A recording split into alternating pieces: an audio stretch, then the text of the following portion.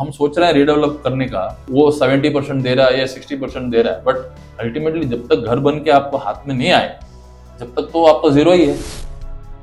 सबसे बड़ी बात यहाँ पे क्या है, कंट्रोल।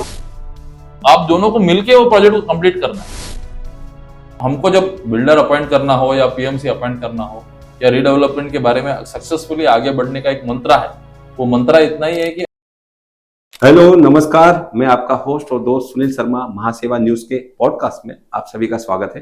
दोस्तों, पॉडकास्ट के जरिए हम अवेयर करते हैं, एजुकेट करते हैं, हाउसिंग सोसाइटी, रीडेवलपमेंट, तमाम सवाल आपके जो रहते हैं उनको दूर करते हैं, उनकी शंका को। तो आज भी एक अहम सब्जेक्ट लेके आए हैं कि रीडेवलपमेंट और सेल्फ रीडेवलपमेंट का क्या इंपॉर्टेंस है। तो हमारे साथ में हमारे खास मेहमान स्पीकर मौजूद हैं, एडवोकेट एस पार्थसारथी साहब, आपका बहुत बहुत स्वागत है। धन्यवाद सुनील शर्मा जी, नमस्कार। तो सर, रीडेवलपमेंट मुंबई में बहुत हो रहा है, तो लोगों का सवाल है, मतलब जनता जनार्दन हाउसिंग सोसाइटी में जो तमाम लोग रहते हैं उनका सवाल है, what is self redevelopment and ordinary redevelopment. नमस्कार दोस्तों, सभी का स्वागत है। फिर हम आपके सामने उपस्थित है एक बहुत खास एक सब्जेक्ट को लेकर के, जो सबका मनपसंद सब्जेक्ट है और सुनील शर्मा जी का भी मनपसंद सब्जेक्ट है, रीडेवलपमेंट और सेल्फ डेवलपमेंट। हमने काफी इसके बारे में डिस्कशंस काफी किए हैं, काफी प्रोग्राम्स हुआ है, काफी वीडियोस है, यूट्यूब, काफी कुछ है, सभी बहुत सारे लोगों ने किया है अक्रॉस मुंबई, पुणे, जो बड़े बड़े शहर हैं वहां पे तो रीडेवलपमेंट तो चल ही रहा है। और एटलीस्ट लास्ट 10 साल 12 साल से तो, और रेरा आने के बाद में इसका जो इम्पोर्टेंस है, जो इनका जो बाहर दिख रहा है लोगों को, जो अवेयरनेस क्रिएट हुआ है वो और भी ज्यादा हुआ है। बट इसका जो आपने जो सवाल किया, तो रीडेवलपमेंट और सेल्फ डेवलपमेंट में मेरे हिसाब से ज्यादा कुछ फर्क नहीं है। एक्चुअली अगर आप देखते हो कि उसका प्रोसीजरल एस्पेक्ट जो है, स्टार्ट से लेके एंड तक, जब सोसाइटी डिसाइड करती है कि हमको रीडेवलप करना है सोसाइटी, और जब तक आपका सोसाइटी का जो कंप्लीट होने के बाद में ओसी जब आता है, इसमें जो प्रोसीजरल एस्पेक्ट है उसमें कोई भी फर्क नहीं है। सब कुछ एकदम सेम है, कोई भी फर्क नहीं है। अगर आप गवर्नमेंट की पॉलिसीज देखिए कि, या फिर आप बीएमसी के अप्रूवल्स के बारे में बात करें, या फिर आर्किटेक्ट का रोल क्या है उसमें, अगर आर्किटेक्ट एक बहुत इंपॉर्टेंट रोल प्ले करता है इसमें, प्रोफेशनल, उसका अगर आप रोल देखोगे, या फिर एक एडवोकेट का अगर आप रोल देखोगे, उनका रोल, तो कोई भी अगर आप अथॉरिटी या फिर कोई प्रोफेशनल को अगर आप लेते हो, तो दोनों में कोई अंतर नहीं है। सब कुछ एक जैसे ही आगे बढ़ता है, उसका जो ट्रैवल हिस्ट्री है वो एक जैसे ही है, मतलब शुरू से लेके एंड तक सब समान है, जर्नी सेम है, लेकिन किरदार उसमें कुछ कम ज्यादा हो सकता है, और किरदार निभाने वाले इसमें जो प्लेयर्स हैं वो अलग है, अलग। तो अगर डेवलपमेंट के हिसाब से अगर आप बात करते हो, तो बेसिकली क्या करती है सोसाइटी, पूरे के पूरे जो राइट्स है, जो डेवलपमेंट राइट्स है, डेवलपमेंट राइट्स में आपका सभी कुछ आ जाएगा कि आपको not only developing that property, but permission लेने का राइट, प्रीमियम भरने का राइट्स, फिर प्लान सबमिट करने का राइट, अप्रूवल लेने का राइट, सभी कुछ हम दे देते हैं बिल्डर के पास, डेवलपर के पास, प्रमोटर बोला जाता है आज के दिन में, उनके हाथ में सोसाइटी दे देती है थ्रू अ डेवलपमेंट एग्रीमेंट। और उस डेवलपमेंट एग्रीमेंट को जाकर के जो भी काम करना है उसके हिसाब से, तो एक पावर चाहिए, तो एक पावर देती है सोसाइटी पावर ऑफ अटॉर्नी के हिसाब से। तो एक पावर ऑफ अटॉर्नी के बेसिस पे डेवलपर जाकर के जितने भी परमिशंस लेना है, अप्रूवल्स लेने हैं, या फिर जहां पे जो अथॉरिटी के पास में अप्रोच करना है, पैसे भरने हैं, प्रीमियम्स भरने हैं, जो भी करना है, जो डीसीपीआर के हिसाब से फॉलो करना है रूल्स रेगुलेशंस, वो पूरा जो उसका रिस्पॉन्सिबिलिटी है वो बिल्डर का हो जाता है। सोसाइटी का रोल इतना ही है कि वो अपने जनरल बॉडी में रेजोल्यूशन पास करे, आर्किटेक्ट से फिजिबिलिटी रिपोर्ट बनाए, उसके बाद में पीएमसी अगर अपॉइंट करना है तो अपॉइंट करते हैं। काफी लोग, बहुत सारे सोसाइटीज अपॉइंट नहीं करती है क्योंकि वो उतना अफोर्ड नहीं कर पाते, बरोबर। बट इतना है सही, इसका जो तरीका है उसमें पीएमसी अपॉइंट करने का तरीका ही सही है। तो पीएमसी अपॉइंट करके फिर उसके बाद बिल्डर अपॉइंट करना, बिल्डर को सिलेक्ट करना, बिल्डर को सिलेक्ट करने के बाद जब डेवलपमेंट एग्रीमेंट हो जाता है, सब टर्म्स एंड कंडीशंस एग्री होने के बाद में, और पावर ऑफ अटॉर्नी जब दे देता है सोसाइटी, उसके बाद में सोसाइटी का रोल बहुत लिमिटेड है, पूरा बिल्डर टेक ओवर कर लेता है एज अ बिल्डर डेवलपमेंट में, और जो भी उसके बाद में करना है शुरू से लेके एंड तक, वो बिल्डर का काम है, बिल्डर का रिस्पॉन्सिबिलिटी है, उसका ड्यूटी। ये हुआ अपना बिल्डर नॉर्मल रीडेवलपमेंट। बट अगर सेल्फ रीडेवलपमेंट की बात करते हैं, तो जो भी बिल्डर काम करता है, क्योंकि सेल्फ रीडेवलपमेंट में आपके डेवलपमेंट एग्रीमेंट नहीं बनता है, वहां पे कोई किसी को आपको राइट ट्रांसफर करना नहीं है, आपको खुद ही करना है आपका डेवलपमेंट।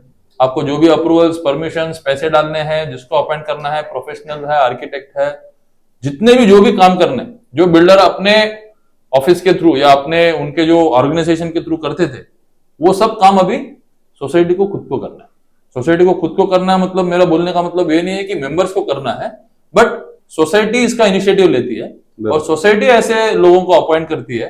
सोसाइटी अपने रोल में एक पीएमसी को अपॉइंट करती है। सोसाइटी एक जो वहां पे जो बिल्डर है, यहाँ पे तो बिल्डर करके डेवलपमेंट एग्रीमेंट तो नहीं है, तो एक कॉन्ट्रैक्टर टाइप किसी को अपॉइंट करते हैं कि कॉन्ट्रैक्चुअल एक अग्रीमेंट बनता है दोनों के बीच में कि आप क्या क्या करोगे। बराबर, उसका एक अग्रीमेंट, बेशक अग्रीमेंट बनेगा, अग्रीमेंट के बिना तो आगे नहीं बढ़ पाएंगे, अग्रीमेंट रहेगा, बट यहाँ पे कोई डेवलपमेंट राइट्स जो है लैंड के ऊपर, वो राइट्स ट्रांसफर नहीं होता। राइट सोसाइटी के पास ही रहती है। खाली वो कॉन्ट्रैक्टर जो है वो स्टेज वाइज कॉन्ट्रैक्टर के हिसाब से क्या क्या काम करेगा उसके बेसिस में वो काम करता है। या तो फिर आप डेवलपमेंट मैनेजर का एक मॉडल है, डीएम मॉडल में आप जा सकते हो, डेवलपमेंट मैनेजर अपॉइंट कर सकते हो जो टिपिकली एक डेवलपर के जैसे ही काम करेगा। इनफैक्ट पूरा पैसा इन्वेस्ट करना, प्लान अप्रूव कराना, सब कुछ डेवलपमेंट मैनेजर करता है। बट वहां पर भी क्या होता है, एक डेवलपमेंट अग्रीमेंट नहीं होता है। वहां पे डेवलपमेंट मैनेजर के साथ में एक कॉन्ट्रैक्चुअल अग्रीमेंट होता है जो टर्म्स एंड कंडीशन सोसाइटी और डेवलपमेंट मैनेजर के बीच में क्या क्या है। फॉर एग्जाम्पल, डेवलपमेंट मैनेजर बनाएगा, सेल करने का भी अधिकार उसके पास होगा। आप लोगों को कितना बना के देना है, फॉर एग्जाम्पल वो बोलेगा कि मैं आपको आज के दिन में 500 स्क्वायर फीट आपका है, मैं 700 स्क्वायर फीट बना के आपको दे दूंगा। बाकी जितना भी कंस्ट्रक्ट करने का, सेल करने का पैसा, जितना भी उसका रिस्पॉन्सिबिलिटी है, सब मेरा। मतलब ऑलमोस्ट एक डेवलपर के जैसे ही काम करता है टीएम, बस डेवलपमेंट राइट्स उसको ट्रांसफर नहीं होता। तो फिर उसके बाद में उसके हिसाब से जितने जितने पूरा कंट्रोल जो है वो ज्यादातर सोसाइटी के पास है। ये अलग अलग मॉडल्स है। हमारा तो कंपेंडियम ऑफ रीडेवलपमेंट का एक बुक भी हमारे पास है महासेवा में, तो अगर उसको रेफर करेंगे तो आपको डिफरेंट मॉडल्स क्या क्या है वो भी आपको पता पड़ सकता है कि आप उसको रेफर कर सकते हैं। बट मोटा मोटा बोलने का मतलब ये है कि जो डेवलपर मॉडल में या डेवलपर ड्रिवन रीडेवलपमेंट में जो डेवलपर जो काम करता है वो सब सेल्फ रीडेवलपमेंट में सोसाइटी को रिस्पॉन्सिबिलिटी लेकर के करना पड़ेगा, उतना ही फर्क है। और मेन बात रही यहाँ पे फाइनेंस की, यहाँ पे इन्वेस्टमेंट की बात आती है। क्यों बहुत सारे सोसाइटीज आगे नहीं बढ़ पाता है? फंड्स के वजह से। फंड एक मेन एक रिसोर्स जो इनको जरूरत है रीडेवलप करने के लिए। प्रोफेशनल्स तो आपको मिल जाएंगे, बट प्रोफेशनल को एंगेज करने के लिए भी आपको पैसे चाहिए। बरोबर, उनको पे करना पड़ेगा। और इनिशियल जो इन्वेस्टमेंट है, जब तक आपका सीसी नहीं आ जाए या फिर एटलीस्ट 1 2 3 फ्लोर आ जाए या तो फिर आपका बुकिंग नहीं हो जाए, तब तक के लिए फंड तो सोसाइटी को खुद का सेल्फ इन्वेस्ट करना पड़ेगा। वहां पर आकर के बहुत सारे सोसाइटीज अटक जाते हैं। तो इसकी वजह से गवर्नमेंट ने बहुत सारे नए लाए थे, अमेंडमेंट लाए थे, गवर्नमेंट रेगुलेशंस आया था। बट अभी हम लोग होप करते हैं कि अभी नया गवर्नमेंट बनने के बाद में शायद उसमें वापस एक जोर आएगा उसमें। और ये जो फाइनेंस रिलेटेड मैटर है, जहाँ पे लोन फैसिलिटी या फिर जो फंडिंग का जो मामला है, अगर वो सही तरीके से अगर सोसाइटी को मिलना शुरू हो जाए तो सेल्फ डेवलपमेंट में आपको बढ़िया उससे अच्छा चीज कुछ हो नहीं सकता। और उसमें सबसे बड़ा देखा गया कि ओवरऑल आपने जो एक्सप्लेन किया सर, उसमें ये है कि सेल्फ रिडेवलपमेंट में स्टीयरिंग आपके पास है, कोऑपरेटिव हाउसिंग सोसाइटी जो मैनेजिंग कमेटी उसके पास है स्टीयरिंग। और यदि आप बिल्डर के थ्रू जाते हैं तो आपकी जो स्टीयरिंग है वो उसके पास रहेगी। वो कैसे गाड़ी चलाना, उसको उसकी रीडेवलपमेंट की जर्नी को कैसे करना, 3 साल में करना, 4 साल में करना, वो उस पर निर्भर है। अपने राइट्स आपने लिख के दे दे सोसाइटी में। तो सेल्फ रिडेवलपमेंट में आपके पास आपकी गाड़ी की स्टीयरिंग रहेगी, आपको कैसे हैंडल करना प्रोफेशनल को लेके, तो वो एक सेफ साइड है। मतलब देखा जाए तो ओवरऑल सेल्फ रिडेवलपमेंट में चैलेंजेस एंड बेनिफिट्स क्या क्या है सर? देखिए, जैसा आपने सही तरीके से बताया कि ड्राइवर का जो स्टीयरिंग है वो डेवलपर के हाथ में है और सेल्फ डेवलपमेंट में सोसाइटी के पास है। बट फर्क इतना ही है कि यहाँ पे सोसाइटी जो है ना, उतना एक्सपीरियंस नहीं है गाड़ी चलाने के लिए। वो जो डेवलपर है वो ड्राइवर है, वो 15-20 साल का ड्राइविंग का एक्सपीरियंस है उसका। हर एक डिपार्टमेंट का उससे कनेक्टिविटी, हर एक चीज का, हर रोड जानता है, वो जानता है, हर गली जानता है कहाँ पहुंचना है, कौन से रोड में 1 वे है, कौन सा 1 वे नहीं है, कितने लीटर में, कितने पेट्रोल में कितनी गाड़ी चलेगी, कितने स्पीड कौन सा रोड में जा सकता है, कहाँ पे उसका जो सेंसर लगा हुआ है, कहाँ पे रोकना है, कहाँ पे स्पीड बढ़ाना है, वो सब जानता है। तो इसके लिए वो वाला ड्राइवर जो पकड़ के रखा है स्टीयरिंग, वो सही तरीके से ज्यादातर लेके जाता है अगर वो एक्सपीरियंस सही आदमी होगा तो। बट सोसाइटी के पास वो एक्सपीरियंस नहीं है और किसी के ऊपर डिपेंड होना पड़ता है। खुद भी अगर करें, मैं डिस्करेज नहीं कर रहा हूँ, प्रोफेशनल्स के ऊपर डिपेंड करना ही पड़ेगा। देखिए, आपकी सोसाइटी में भी काफी सारे प्रोफेशनल्स होंगे, सीए होगा, आपका कोई एडवोकेट होगा, कोई आर्किटेक्ट होगा, इंजीनियर होगा, सब कुछ होगा आपका सोसाइटी में, बट अल्टीमेटली सेल्फ रिडेवलपमेंट करने के लिए जो नॉर्मल प्रैक्टिस में जो सीए है और सेल्फ रिडेवलपमेंट में क्या उनको काम करना है, उसमें जो अंतर है थोड़ा सा, तो उसको थोड़ा सा इसके एक्सपीरियंस की जरूरत है। अगर एक्सपीरियंस वाला अगर मिल जाए, या फिर आप कोई पीएमसी, सही पीएमसी को अपॉइंट कर पाए, सही कॉन्ट्रैक्टर को आप चुन पाए जो आपका फंडिंग भी करे और डेवलप भी करे और विन विन सिचुएशन हो जाए, एक बार्टर जैसा अगर एक बन सकता है कोई चीज, तो उसमें बहुत सारे एडवांटेजेस है। कि क्या होता है कि आफ्टर ऑल आप समझिए कि एक बिल्डर अपना बिजनेस कर रहा है, तो बिजनेस करते समय ये जो सेंटिमेंट्स और जो ये एक रिलेशनशिप बनता है, भले रिलेशनशिप के बिना बिजनेस नहीं चलेगा, बट एक अल्टीमेटली वो एक प्रॉफिट मेकिंग का जो मोटिव है उनका, उसके बेसिस में चलाते हैं, बिल्डर ड्रिवन जो डेवलपमेंट होता है।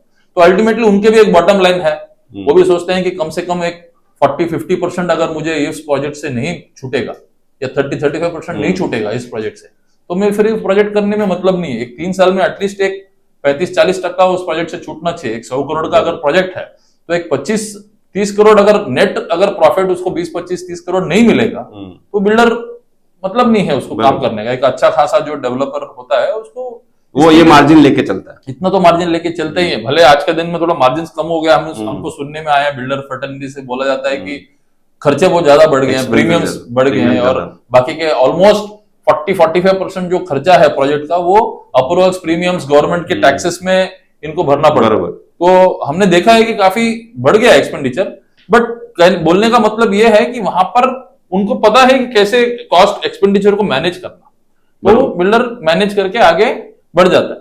बट सेल्फ रिडेवलपमेंट में अगर उस पर्टिकुलर कॉस्टिंग और उस पर्टिकुलर एक्सपेंडिचर, मार्जिन और कैश फ्लो अगर आप मैनेज कर पाते हो, तो फिर आपको जो ऑफर या आपको जो बेनिफिट मिलने वाला है उस पर्टिकुलर डेवलपमेंट से, वो दुगना हो सकता है। तो अगर आपको बिल्डर देता है सपोज फॉर एग्जांपल 30-35% आपको देता है, तो वहां पे एक 60-65% तक आप अचीव कर सकते हो।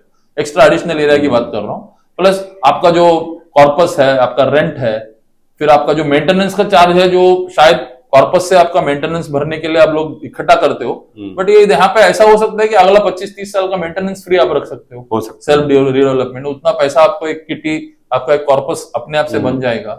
और सबसे बड़ी बात यहाँ पे क्या है, कंट्रोल, जो आपने बताया। अल्टीमेटली मैंने जैसा हमने एग्जाम्पल देखा कि ड्राइवर और नॉर्मल नई ड्राइवर होने वाले में अंतर क्या है, बट फिर भी अगर एक आदमी को गाड़ी चलाना अगर आता है, तो कभी भी उसको यही लगता है कि मैं आराम से 45-50 का अगर स्पीड में चलाता हूं, तो मैं सेफली, मेरा खुद का गाड़ी चला करके मैं सेफली अपने घर तक पहुंच सकता हूं। तो सेल्फ रिडेवलपमेंट में एटलीस्ट ये श्योरिटी है आपके पास कि किसी के कंस्ट्रक्शन के लिए किसी के ऊपर ज्यादा आपको डिपेंड नहीं करना, या फिर अगर किसी बिल्डर ने अगर कोई डिफॉल्ट कर दिया और डेवलपमेंट एग्रीमेंट टर्मिनेट करने की बात आई या फिर डिसकंटिन्यू करने की बात आई, तो कोर्ट कचहरी का जो मामला है वो भी लंबा चौड़ा है। बरोबर, जाइए, टाइम जाएगा उसमें, फिर उसको नोटिस दीजिए, आर्बिट्रेशन में जाना तो वहां जाइए, सिविल कोर्ट का मैटर है वहां जाइए, मतलब लोग थक जाते हैं ये सब करते करते।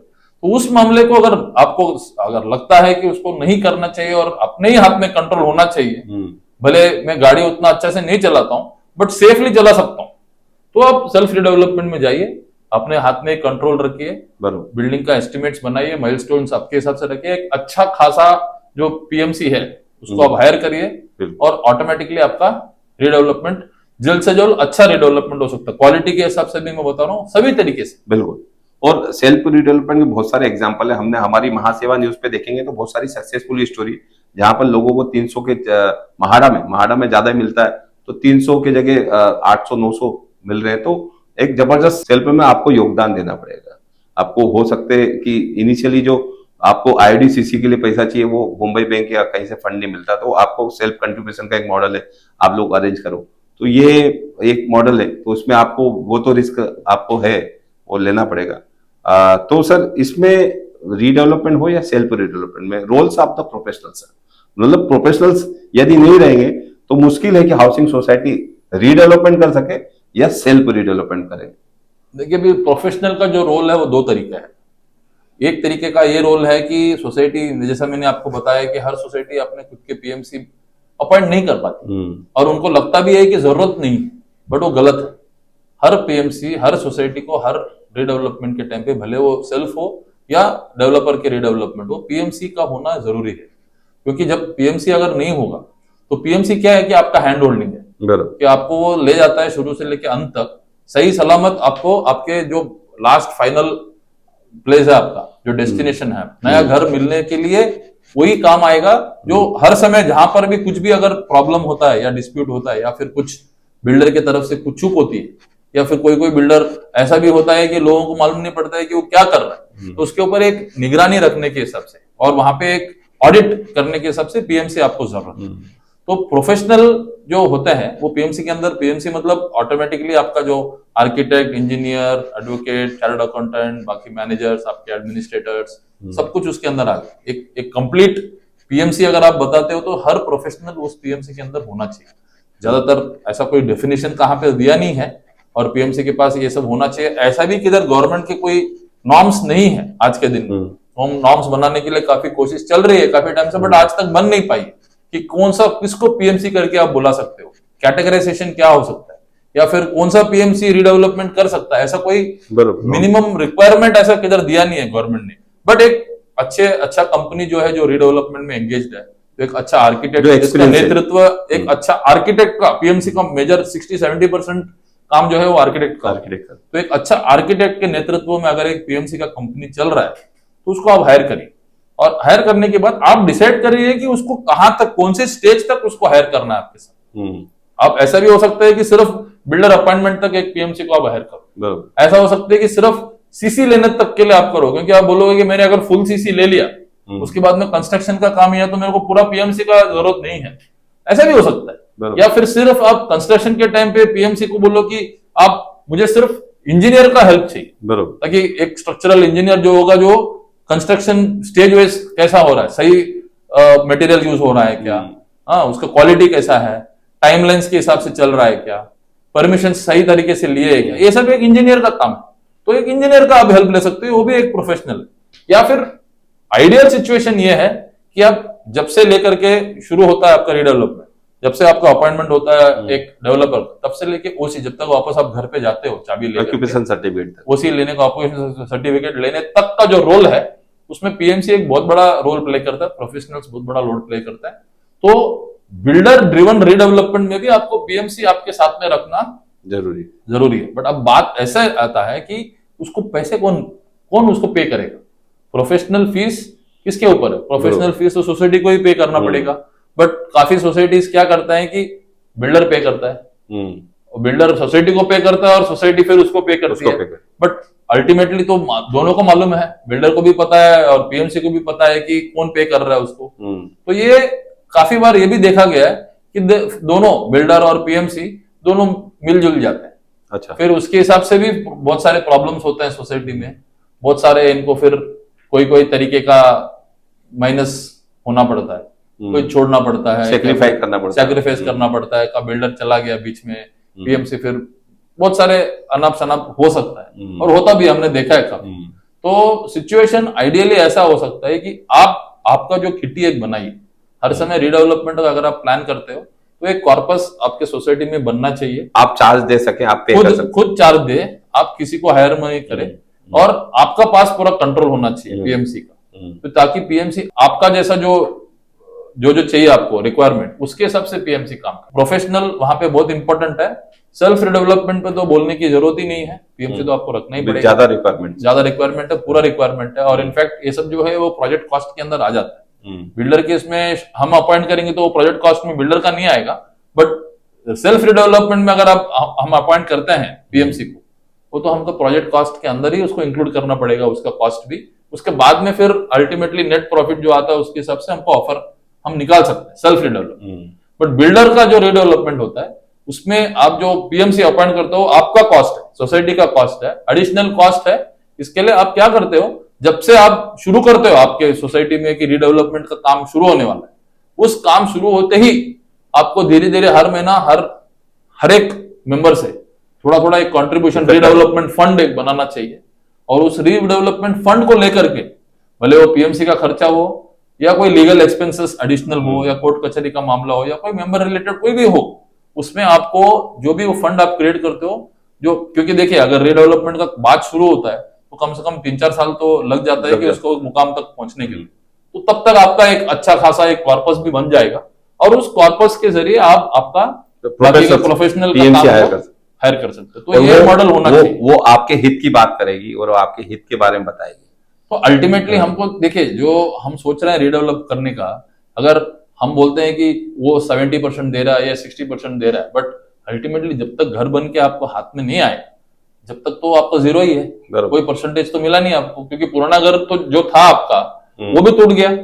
जो पुराना घर, अगर हम सोचते हैं कि आज हम लोग जीरो पे है, जीरो भी नहीं है, माइनस में चले गए टूटने के बाद, तो फिर आपका 40% 60% बाद में आएगा। तो इंश्योर ये करना है कि हमको हमारा प्रोजेक्ट सही तरीके से अगर कंप्लीट करना है, तो प्रोफेशनल को आप सही जगह पे और सही जरूरत पड़ने पर आप अपॉइंट करिए, और फिर आपका प्रोजेक्ट देखिए कि कितना अच्छे तरीके से डायरेक्शन में मूव होगा, और कंप्लीशन भी उसके हिसाब से आपको मिलेगा।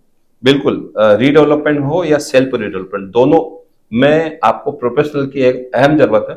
हाउसिंग सोसाइटी की जहां तक बात करें, cooperative housing society, sir developer के थ्रू यदि आप डेवलप कर रही है हाउसिंग सोसाइटी, तो उन लोगों को, हाउसिंग मैनेजिंग कमेटी को, सोसाइटी वालों को क्या सावधानी बरतनी चाहिए, क्या टिप्स है सर? क्योंकि बहुत सारे प्रोजेक्ट, जैसे अभी रेरा बता रहा है कि 48,000 प्रोजेक्ट ऑन रजिस्टर है, महारेरा 48,000, उसमें से 10,000 प्रोजेक्ट स्टॉल्ड है, लेप्स प्रोजेक्ट है। तो ये नौबत नहीं आए, क्योंकि उसमें कुछ रीडेवलपमेंट के भी प्रोजेक्ट हैं। तो टिप्स क्या है, क्या सावधानी पर?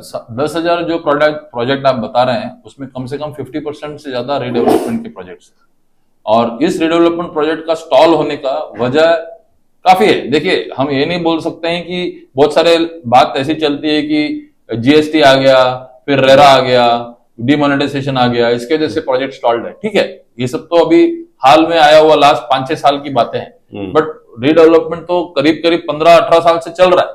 और तब से अभी आप देखोगे, आज के दिन में रीडेवलपमेंट के एग्रीमेंट जो बने हुए डेवलपमेंट एग्रीमेंट, वो आपको 2010-2012 के मिलेंगे ज्यादातर। तभी तक तो ये सब तो सिस्टम था नहीं, और तभी तो इतने सारे आपको अच्छे गवर्नमेंट के जो ये भी थे, जो बेनिफिट्स थे, वो भी आपको ज्यादा था। बट क्या है कि एक रेगुलर जो होना चाहिए था काम, और एक रेगुलरिटी, एक अथॉरिटी जो है, रेगुलेटरी अथॉरिटी, वो नहीं था। तो इसके लिए मनमानी काफी कुछ चलता था।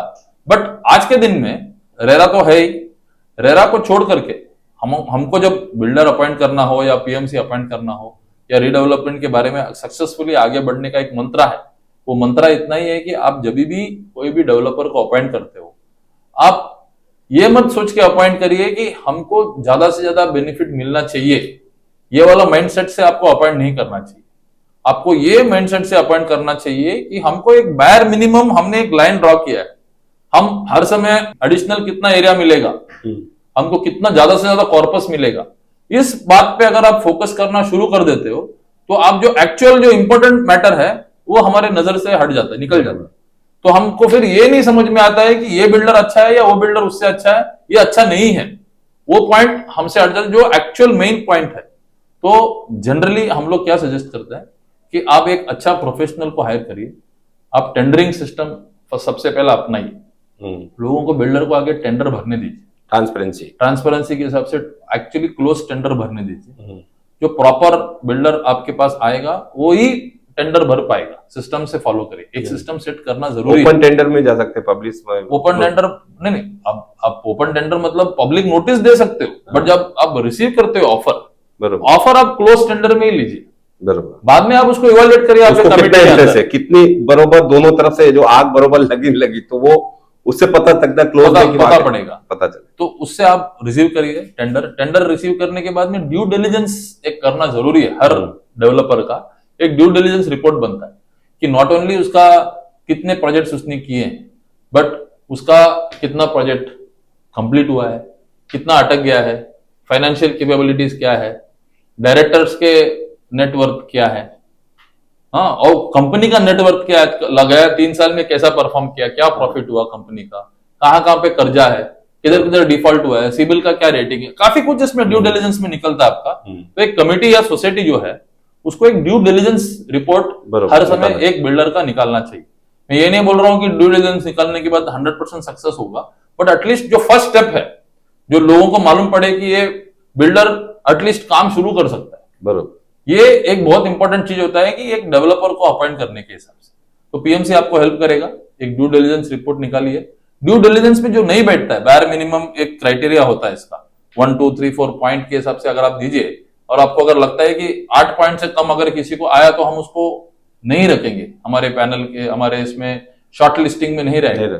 तो लास्ट में जो 2-3 बचेंगे उसके अंदर से आप सबसे अच्छा वाला को चुनिए, प्रेजेंटेशन दिखाइए, उनसे और इंटरेक्ट करिए, बात करिए, मीटिंग करिए, तो काफी धीरे धीरे काफी कुछ मालूम पड़े। उनके पुराने वाले प्रोजेक्ट्स विजिट करिए, वहां के लोगों से बात करिए, पुराने कमिटी जहां पे है उन कमिटी से बात करिए, रेरा से जितना सारा उनका इन्फॉर्मेशन निकाल सकते हो वो निकालिए, कोर्ट कचहरी का जितना जितना उनका पेंडिंग मैटर है उसका निकालने का कोशिश करिए। काफी इसके तरीके हैं, तो आपको पीएमसी प्रोफेशनल आपको अच्छे तरीके से वहां पे भी हेल्प करेगा। उसके बाद में जब भी आप डेवलपमेंट एग्रीमेंट साइन करते हो, और डेवलपमेंट एग्रीमेंट साइन करते समय जो आपका टर्म्स कंडीशंस है वो प्रॉपर तरीके से अंदर का जो है वेट करिए। प्रिपरेशन के टाइम पे लीगली वो डॉक्यूमेंट एनफोर्सेबल होना चाहिए, पॉइंट्स टर्म्स कंडीशंस उसके ऐसे होना चाहिए कि एक साइड झुका हुआ नहीं होना चाहिए, ना बिल्डर की तरफ टोटली झुकना चाहिए ना सोसाइटी की तरफ, क्योंकि अल्टीमेटली काम खत्म होना है। कोई भी एक साइड से झुकेगा तो काम नहीं खत्म होगा। हम ये सोचते हैं कि हमको ज्यादा चाहिए, बट ज्यादा मिलने का पेपर में दिखेगा, बट अल्टीमेटली ज्यादा देने के हिसाब से अगर बिल्डर कंप्लीट नहीं कर पाता तो नुकसान आपका है, उसका नहीं। तो it has to be a win win situation. आप ऐसा समझिए कि बिल्डर आपका ये जो पर्टिकुलर बिजनेस आप चला रहे हो 2-3 साल का, उसमें बिल्डर आपका पार्टनर है। एक पार्टनरशिप में कैसा चलता है रोल, वैसा पार्टनर के हिसाब से चलाइए। उसको अपना अपोजिंग पार्टी करके सबसे पहला मत सोचिए। आप नेगेटिव अप्रोच रखेंगे तो नेगेटिव पॉसिबिलिटी बन सकती है। वो सोचिए कि आप दोनों को मिलके वो प्रोजेक्ट को कंप्लीट करना है। आपको और बिल्डर दोनों एक ही पार्टी के हैं, अलग अलग पार्टी के नहीं है। आप दोनों को मिलके प्रोजेक्ट करना है, उसको कैसा सक्सेसफुली कंप्लीट करना है वो आपका इंटेंशन होना चाहिए। तो इस इंटेंशन से आप देखिए। और सबसे इंपॉर्टेंट बात जो परमिशन को रिलेटेड है कि आपका फुल आईओडी और या फिर फुल प्रीमियम भरा हुआ सीसी का अगर आप ले लेते हो, या एटलीस्ट हमारा जितना पोर्शन है जो रिहैब का पोर्शन है, सेलेबल तो उसका पार्ट है, जो हमारा रिहैब का पोर्शन है उतना आप परमिशंस ले लीजिए। उनको बोलिए कि इतना तो हमको प्रीमियम भर के हमको आप दीजिए, तभी जाकर के बायर मिनिमम रिक्वायरमेंट इतना तो होना चाहिए कि अगर बिल्डर कल नहीं भी किया तो एटलीस्ट परमिशंस हमारे पास है। बाद में हम लोग कॉन्ट्रैक्टर या किसी को यूज करके खाली कंस्ट्रक्शन कॉस्ट भरने की बात है, वो भर के हम लोग कंप्लीट कर सकते हैं। तो इतना आपको बायर मिनिमम देखना पड़ेगा। सेल्फ रिडेवलपमेंट की बात करें तो प्रोफेशनल पीएमसी और जो कॉन्ट्रैक्टर आर्किटेक्ट वगैरह, इसका एक साथ में एक कंसोर्शियम होना चाहिए। हर मिलजुल के इनको काम करना पड़ेगा, क्योंकि एक अकेला आदमी इसको कंप्लीट करना मुश्किल है। तो क्योंकि सोसाइटी में अलग तरीके के लोग रहते हैं, सभी को पैसा इन्वेस्ट करने का भी अगर नहीं हो पाएगा, कोई करेंगे कोई नहीं करेंगे।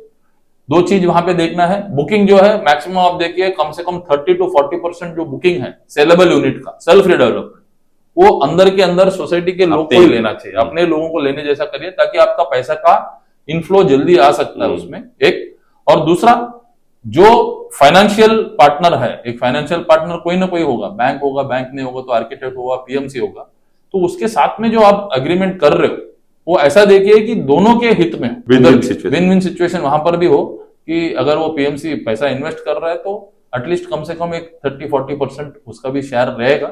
60% आपका हो सकता है, 40% उसका हो सकता है। तो ये सब अगर आप देख के सोसाइटी का एक मैनेजिंग कमिटी हो या सोसाइटी हो जनरल बॉडी में डिसीजन प्रॉपरली लीजिए इसके बारे में, और फिर आगे बढ़ेंगे तो फिर आपका सक्सेसफुली प्रोजेक्ट कंप्लीट हो सकता है। लोगों का कंफ्यूजन है कि एसजीएम और एजीएम में क्या एक 3 पीएमसी के क्लोज टेंडर लाने चाहिए, क्या 3 डेवलपर के क्लोज टेंडर लाके शॉर्टलिस्ट करना चाहिए, या मैनेजिंग कमेटी इंडिपेंडेंट अपने डिसीजन ले सकती है पीएमसी के लिए भी और डेवलपर के लिए भी, जब चयन करना हो डेवलपर का चूज करना। देखिए, हम तो ये रेकमेंड करते हैं कि सोसाइटी में छोटे से छोटे डिसीजन भी अगर कमेटी को लगता है कि ये डिसीजन हम कमेटी में नहीं लेते हुए हम इसको हर समय एक रेजोल्यूशन पास करने के लिए जनरल बॉडी में डाल दें, वो सबसे आइडियल सिचुएशन है। कभी भी वो आपको वापस नहीं आना पड़ेगा, पीछे नहीं हटना पड़ेगा या पीछे नहीं आना पड़ेगा, बैक स्टेप नहीं लेना पड़ेगा, क्योंकि वो जनरल बॉडी का रेजोल्यूशन क्या होता है, हर समय खरा उतरता है, क्योंकि उसमें ज्यादा लोगों का इन्वॉल्वमेंट है, ट्रांसपेरेंसी है, वहां पे डिस्कशंस ज्यादा होते हैं, सबके इनपुट्स आते हैं। और सबसे इंपॉर्टेंट चीज, ऐसा कोई भी नहीं बोल सकता है कि आपने हमको बताए बिना कुछ डिसीजन लिए। तो मैं तो बोलता हूं कि इवन छोटे से छोटे जो आपके डिसीजन होते हैं कि सोसाइटी का मेंटेनेंस चार्ज, देखिए एक कोई नया मेंबर आपके सोसाइटी में आता है और मेंबरशिप देने का अधिकार कमेटी के पास है, बट फिर भी क्या करते हैं बहुत सारे सोसाइटीज, बोलते हैं कि हम तो मेंबरशिप देने का अधिकार हमारे पास है, फिर भी हम लोग क्या करेंगे ना, एसडीएम उसके लेते हैं बरोबर, या फिर एक एजीएम जब भी आएगा नियरली तो एजीएम ही पॉइंट रखता है और उसमें डिस्कस करके हम लोग देते हैं। बहुत सारे सोसाइटीज का ये फॉर्मूला है। भले कमेटी के पास अथॉरिटी है, पावर है, बट फिर भी वो सोचते हैं कि नहीं, हम जनरल बॉडी में ही रखेंगे पोजीशन। इतना छोटा अगर सीज आप जनरल बॉडी में रख के डिसीजन लेना चाहते हो और आपको लगता है कि उसमें सक्सेसफुली प्रॉपर रेजोल्यूशन बनेगा, तो मुझे लगता है कि रीडेवलपमेंट तो आपका वंस इन लाइफ टाइम वाला मामला है। अगर कोई गलत छोटा सा भी किधर गलती हो गया, देखिए अभी आप कमेटी को गलत ठहराओगे, उसके ऊपर पूरा ब्लेम करोगे, वो अलग बात है, बट अल्टीमेटली क्या हुआ, आपका प्रोजेक्ट तो स्टॉल हो गया। अभी कमेटी को ब्लेम करो या नहीं करो, आप कितने दिन तक ब्लेम करोगे और करोगे क्या, फांसी तो नहीं दोगे उसको। तो वो अलग अलग चीजों के हम लोग डिटेल में उसके अंदर नहीं जाएंगे, बट बोलने का मतलब यह है कि जो भी डिसीजन है, मेजर डिसीजन है, सिर्फ सेल्फ रिडेवलपमेंट या रिडेवलपमेंट को छोड़ दीजिए, आप सोसाइटी के अंदर कुछ भी आप डिसीजन लेते हो और अगर ज्यादा से ज्यादा अगर कमेटी को लगता है कि नहीं ये डिसीजन हमको नहीं लेना चाहिए, हमको जनरल बॉडी में डाल के ही इसका अंतिम जो फैसला है उसको आना चाहिए, तो आप उसको जनरल बॉडी में डालिए। आप कमेटी के अंदर डिसीजन मत लीजिए। पीएमसी अपॉइंटमेंट और डेवलपर अपॉइंटमेंट कभी कमेटी में नहीं हो सकता है, ये जनरल बॉडी का डिसीजन है। 79 ए भी हम लोग बात करते हैं, आजकल इतना ज्यादा बात नहीं करते हैं 79 ए के बारे में, कोर्ट के जो जजमेंट्स आने के बाद में, बट 79 ए का भी क्या मतलब था, मतलब यही था कि उसका स्पिरिट को फॉलो करो, उसके अंदर जो छिपा हुआ राज है, पारदर्शिता, ट्रांसपेरेंसी और सबको इन्वॉल्व करके आगे बढ़ने का, जो सबको उतना ही इन्वॉल्वमेंट होना चाहिए, क्योंकि हर मेंबर का राइट इक्वल है, कोई छोटा मोटा बड़ा कम नहीं है, सबका अपना अपना इंपॉर्टेंस है, हर एक के पास एक ही वोट है, कोई किसी के पास 2, किसी के पास 5 वोट, ऐसा नहीं है। तो सब लोग इक्वल है सोसाइटी में, वहां पे कोई भेदभाव नहीं है। तो उसके हिसाब से आप जनरल बॉडी रेजोल्यूशन रखिए, वहां पे पास करिए और आगे बढ़िए, तो आपका सब डिसीजन खरा ही उतरेगा। बिल्कुल, और ये खरे डिसीजन के साथ में आप ट्रांसपेरेंसी, पारदर्शिता के साथ काम करेंगे तो निश्चित ही जो आपकी जमा पूंजी का घर है, जो आज से 40 साल 50 साल पहले आपका, वो आप तो बुजुर्ग हो गए, वो घर भी बुजुर्ग हो गया, उसको रीडेवलपमेंट की जरूरत है। तो एज पर लीगल रेमेडीज जो हमारे पार्था सर ने बताई है, तो वो आप इस्तेमाल करें, वो यूज करें, और इस वीडियो को चाहिए तो आप एज ए हथियार बना सकते हैं, अपने व्हाट्सएप ग्रुप में, आपकी सोसाइटी ग्रुप में डालें, लोग अवेयर होंगे, एजुकेट होंगे कि ये लीगल वे है आपको जाने का। और आपको उसको सवाल होंगे तो वो सवाल भी आप इस पे नीचे चैट बॉक्स में लिखें, ताकि वो सवालों के जवाब दें। और यदि आपको जरूरत है 1-to-1 में पार्था सर से मिलना है, तो हम स्कूल में नंबर दिखा रहे हैं महासेवा के, तो आप वहां पे नंबर पे अपॉइंटमेंट ले लें सर का, और आप पार्था सर से मिलकर आ सकते हैं। सेल्फ रिडेवलपमेंट हो या रिडेवलपमेंट से रिलेटेड कुछ भी आपको जानकारी चाहिए। पार्था सर बहुत बहुत धन्यवाद, और हम ऐसे ही पॉडकास्ट करते रहेंगे, जिससे लोग ज्यादा से ज्यादा अवेयर हो, एजुकेट हो, और लोगों का भी काम है कि इस वीडियो को ज्यादा ज्यादा फैलाएं, ज्यादा लाइक करें, ज्यादा कमेंट्स करें, और यदि किसी ने सब्सक्राइब नहीं किया तो चैनल महासेवा न्यूज को सब्सक्राइब करें। धन्यवाद सुनील शर्मा जी। हम देख रहे हैं कि हमारा पुराना वाला जो पॉडकास्ट था वो भी काफी लोगों के पास रीच हुआ है, तो हम आभारी हैं लोगों के कि हमको आप चाह रहे हैं वो इतने, और हम धन्यवाद कहना चाहते हैं। और ऐसे लाइक करते रहिए, और हमारा जो वीडियोस है उसको आप जो भी आपके तरफ से जो आप कंट्रीब्यूट कर सकते हैं, वो यही है कि आप उसको लाइक करें, और बाकी लोगों के साथ अवेयरनेस को क्रिएट करने की उतना ही हम लोग चाहते हैं।